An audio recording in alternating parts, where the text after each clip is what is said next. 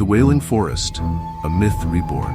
In the heart of a forgotten kingdom, where the sun rarely penetrated the dense canopy of trees, lay the Forest of Laments, a cursed land where every tree, every branch was a tangible reminder of pain and suffering. The trees, gnarled and sinister, were formed not of wood but of the bones of fallen warriors, their branches reaching out like skeletal fingers, seeking the sky in a mute cry of agony. Haunted place lived Elara, a young woman with dark hair and piercing eyes, endowed with a mysterious gift, the ability to communicate with the dead. Since childhood, she felt the voices of spirits, constant murmur that accompanied her at every step. However, unlike many who would be afraid, Elara did not see these spirits as threats, but rather as guides, an echo of the past that sought peace. The village near the forest, Eridania, was a place of simple people who lived by farming and hunting. However, in recent years, the forest had begun to claim its victims, who left to hunt or harvest, never returned. Rumors spread that the Wailing Forest had awakened and that its appetite for living souls had grown. The villagers, frightened, began to avoid the forest, but hunger and the need for resources forced them to take increasing risks. Elara knew something needed to be done. She had heard the stories told by the spirits,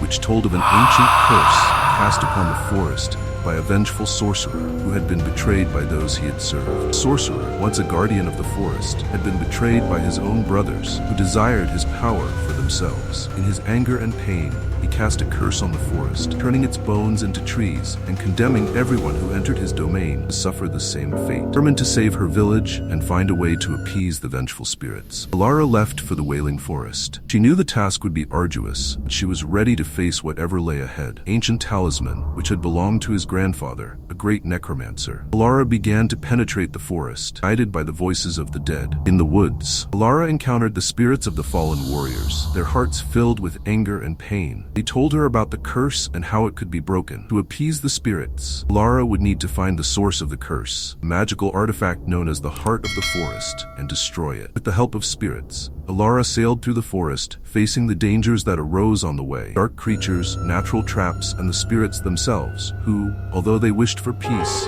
could not simply let her pass without proof of their determination. Elara used her necromancy skill to calm the spirits, promising that she would find a way to break the curse and free them from their bone prison. Finally, after many trials, Elara reached the cave where the heart of the forest was kept. It was a dark and frightening place, full of echoes of the screams of the dead. Inside, Elara faced the ghost of the vengeful sorcerer, tried to stop her from destroying the artifact. He argued that the forest was his revenge, that men had destroyed what was sacred and would now pay the price. Elara, however, remained steadfast. Using her knowledge of ancient spells and her connection to the spirits, she engaged in a battle of wills with the vengeful spirit. She pleaded with him, reminding him of the beauty that once was and the potential for redemption. She spoke of the cycle of life and death and how even the most bitter endings could give rise to new beginnings. Touched by her words and the sincerity of her intentions, the spirit finally relented, acknowledged the pain he had caused and the futility of his revenge. In a moment of clarity, he released the heart of the forest from its prison, allowing Elara to shatter it into countless fragments. With the heart destroyed, the curse began to lift. The trees of bone started to wither and crumble, their grip on the land loosening. The spirits, freed from their torment, began to find peace, thanked Elara for her bravery and her compassion, promising to watch over Eridania from the other side. As Elara returned to her village, she carried with her not only the gratitude of the spirits, but also the newfound respect of her people. She had faced the darkness of the forest and emerged victorious, proving that even in the face of overwhelming despair, there is always hope. Eridania began to rebuild, stronger and more united than ever before. Though the whispers of the forest still haunted the edges of their memories, the villagers knew they were safe, thanks to the courage and determination of one young woman who had dared to challenge the darkness and bring light back to their world. And so, the legend of the Wailing Forest became a reminder that even in the deepest darkness, the light of hope can shine, and that true strength lies in compassion and the courage to face our fears.